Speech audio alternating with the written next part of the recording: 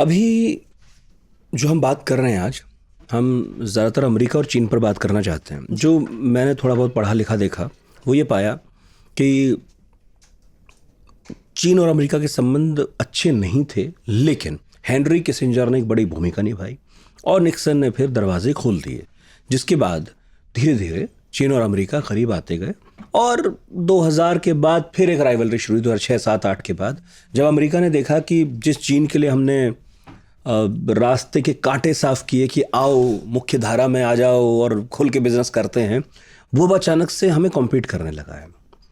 और अब जाकर जब ट्रंप फिर से पहुंचे हैं तो ये बातें होने लगी हैं कि चीन भी चाहता है, और ट्रंप चाहे ना चाहे उनका तो पता नहीं मुझे, कि चीन चाहता है ये ट्रांजैक्शनल ना हो बल्कि एक सिविलाइजेशनल एग्रीमेंट बने।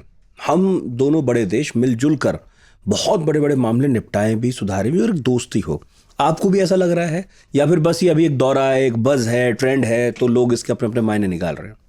हाँ, तो ये जो है चीन और अमेरिका का जो रिलेशन है ना, मैं आऊँगी, अभी जो रिसेंटली हुआ है उसमें भी मैं आऊँगी, पर let me give you a brief background of कैसे इनका रिलेशनशिप इवॉल्व हुआ है ओवर द इयर्स। तो अगर आप देखेंगे तो जब PRC, people's republic of China, जब ये बना 1949 में, तब इनके साथ अमेरिका का बहुत ही ख़राब रिलेशनशिप था। इनफैक्ट उससे पहले से बॉक्सर रिबेलियन करके एक रिबेलियन हुआ था चाइना में, against imperialism, against colonizers, against foreigners, against Christian religion, एक रेवोल्यूशन हुआ था। उस रेवोल्यूशन को मतलब दबाने के लिए ये 8 नेशन का एक इंटरनेशनल अलायंस बना था जो चाइना में गया था।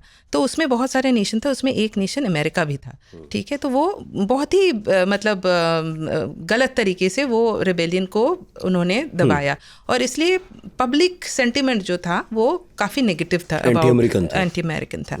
फिर ये जब चाइना बना पीआरसी, तब अमेरिका ने उसको पहचानने से, मतलब कि रिकग्नाइज, मान्यता से वो इनकार कर दिया। ताइवान वाली सरकार को, कुओमिंटांग को, तो इसको लेके भी इसको लेके भी काफ़ी उनमें अनबन था। तो 20 इयर्स तक उनका कोई रिलेशनशिप बना नहीं। 70s में जब आए तब वहाँ पे कोल्ड वॉर भी चलने लगा। इधर साइनो सोवियत स्प्लिट हुआ था, इफ़ यू रिमेंबर, 60s में, है ना। तो सोवियत यूनियन के साथ चाइना का स्प्लिट हो गया, उधर कोल्ड वॉर भी शुरू हो गया, तो यूएस सोवियत यूनियन का भी प्रॉब्लम होने लग गया। तो अमेरिका ने चाइना को अपना क्वासी एलाई टाइप बनाया था कि हम आपको हेल्प करेंगे। वो जो आप बोल रहे हैं ना कि किसिंजर की जो वो सीक्रेट विजिट हुआ था पाकिस्तान, पाकिस्तान का भी रोल था, तो ये उस दौरान हुआ था। और उसके बाद से वो एक क्वासी एलाई के साथ अमेरिका के साथ काम किया। फिर ऐसे ये कोल्ड वॉर के बाद जब सोवियत यूनियन डिसॉल्व हो गया, फिर जैसे यूएस और चाइना में ना मतलब वो लव हेट रिलेशनशिप था, उनका आइडियोलॉजिकल डिफरेंसेस था, but then more or less, after all communist China था वो। जी भले ही वो अपने मतलब फंक्शनिंग में नहीं था, लेकिन गवर्नमेंट का सिस्टम वही था। हाँ, तो एक आइडियोलॉजिकल डिफरेंस था। ऐसे छोटे छोटे डिफरेंसेस उनमें तब था, लेकिन ओवरऑल ठीक ही चल रहा था। फिर उसके बाद एक इम्पॉर्टेंट इवेंट हुआ कि वो जो चाइना ज्वाइनिंग WTO, मुझे ऐसा लगता है, 2001 में, तो मुझे ऐसा लगता है कि अमेरिकन इंटरेस्ट ये था कि उनको लगा था कि वो चाइना को एक नॉर्मल कंट्री बनाएंगे और उसको डेमोक्रेसी आएगा, फ्री मार्केट आएगा, उनका बहुत सारे ड्रीम्स था। फिर उन्होंने ज्वाइन कराया, लेकिन उसमें क्या हुआ, चाइना में भी इकोनॉमिक रिफॉर्म्स वगैरह आया, लेकिन ये है कि उन्होंने एक हाइब्रिड इकोनॉमी तैयार किया। उसको कहते हैं कि स्टेट लेड कैपिटलिज्म और स्टेट कैपिटलिज्म, है ना।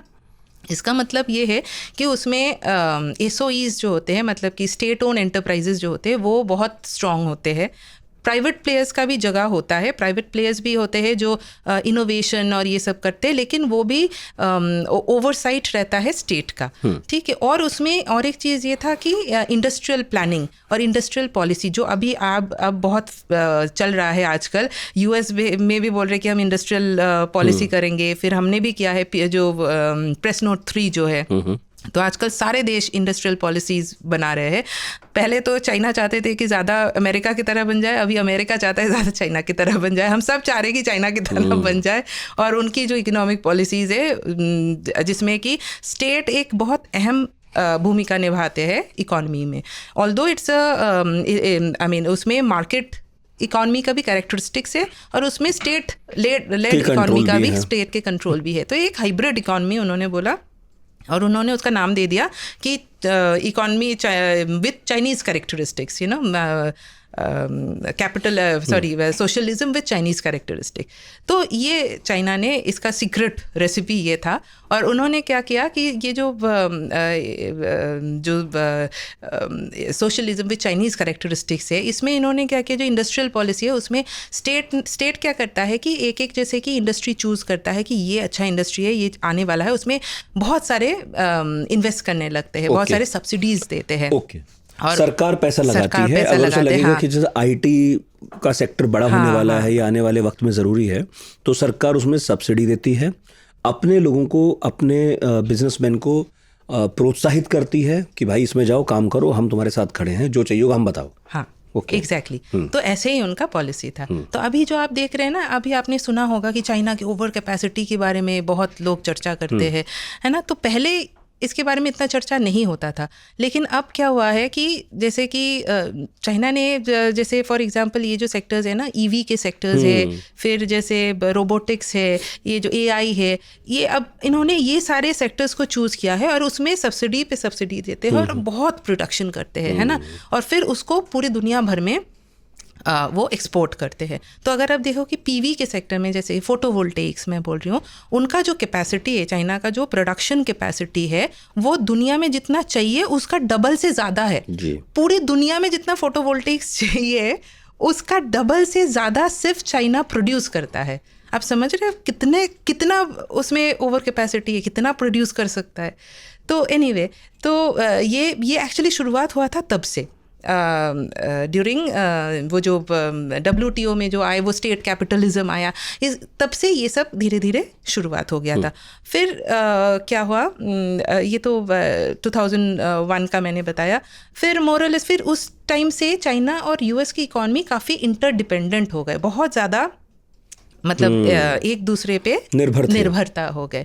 फिर चाइनीज़ मार्केट तो काफ़ी बड़ा है, बहुत लोग हैं, तो चाइना जो US के जो फैक्ट्रीज थे वो धीरे धीरे वहाँ पे शिफ्ट होने लग गया, क्योंकि वहाँ पर सस्ते मजदूर मिल रहे थे। हाँ, और जैसे एक एनवायरनमेंट जो उसकी भी चिंता नहीं करनी थी, उससे भी चिंता नहीं करना, जितनी डर्टी इंडस्ट्रीज है वो है, सब उन्होंने उधर बाहर भेज दिया। हाँ, अमेरिका की हवा पानी साफ रहने चाहिए। हाँ, बिल्कुल।